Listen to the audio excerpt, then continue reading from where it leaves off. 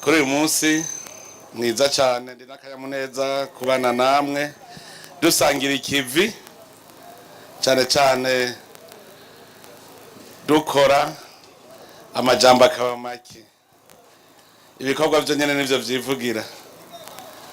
Nezerejwe cyane mwebwe basaseredoti abihebeye Imana, munezereje kuko mwamaze gukanura. Abasaseredoti abihebeye Imana bose ni incabwenge. Kubona uno munsi musigaye mwiyumvira mukabona ikibuze mukagikora ni iteka rihambaye ku gihugu, biduha icizere yuko igihugu gigiye gutera imbere. Kare abasaseredoti bari bazi ko ari bene Levi nabo bavuga ngo twe no kuri ntazimana no kurya gusa.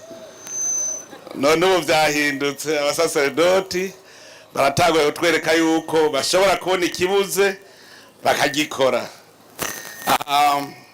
Irishira hamwe rya Odagi Caritas barabonye ko babuze aho bakorera.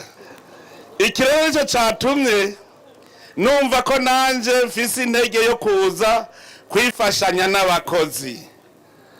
Nanje naje kandi nabonye yuko ubimbona kazoza iriko irabona.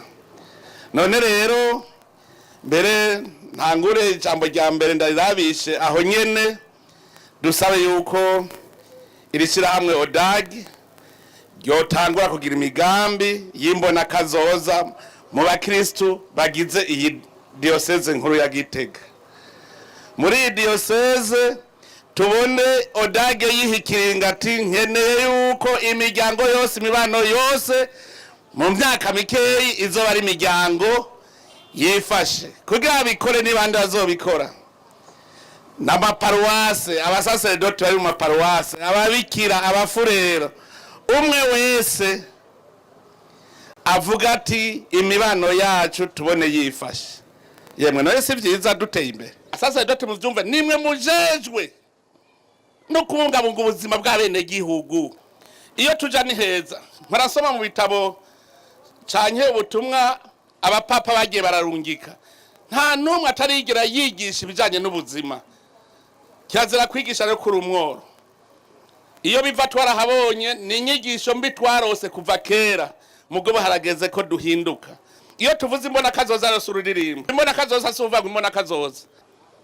Ibi rero abantu mw'incabwenge nimwe mutereza kubikora. Ivyo Kwidodomba mubivemwo. Ni mubivemwo ivyo Kwidodomba, mubone ico mukenye hanyuma mugikore nkuko Odage iri kwirabigenza. Odage yabonye kwibuza amabiro icirabikora ngibijya. Kandi ujya no mwimbuga. Muga nkuba bize vy'ubutunzi nkajya ntibavyandika ko ari umwimbu.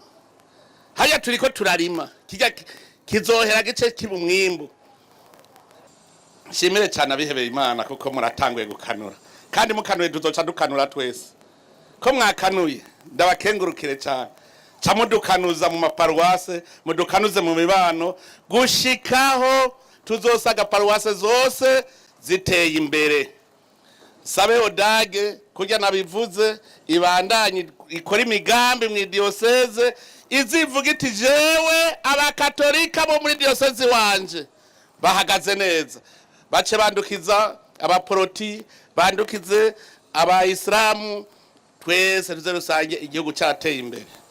Dukomeze urukundo cyane muri twebwe kuko mu ruhombo twagize no gwanko. Ogwanko gwaratumye duhomba ntagira umuntu azosubira kwanka mugenzi we. Tugira urukundo hagati yacu, ubwo ruhombo twagize ntidushobora kwihombora tutagize urukundo ngo dukore ibikorwa natwebwe nyene twikunde, dukunde uwo muntu wacu. Naje nitwaje ibifuka 1000 y'isima. Ndizeye yuko iyo mifuko izotuma nsanga uwundi munsi mwajeje kugereka ubwa nyuma muzosaba kumamagara twinjira. Ntimuze musubire gusiba ku bikorwa rusange ngaha kugira tuyinjire n'ingoga. Twinjire n'ingoga. Aha rero je nazanye iyo mifuko 1000. Abandi ufise umfuko umwe awuzane, ufise amaboko ayazane. Twese iki gikorwa ni gwacu, si ca patiri, si ca musenyeri. iyi nyubakwa niyiwacu twese, nico gitumwe wese nazana inguvu afise, ari ukuboko akuzane, afise agapfuko k'isima azane, afise ibeni y'umusenyi azane, iyi nzu niyiwacu. Hanyuma tuze duhure tuyinjira twiginana. Imana ibahezagire, ndizeye neza ko odage ko ari abamaparuwase yose, ubutumwa ku basaseredoti amaparuwase ruze tubone yose yera. Imana ibahezagire mwese, tugira amahoro.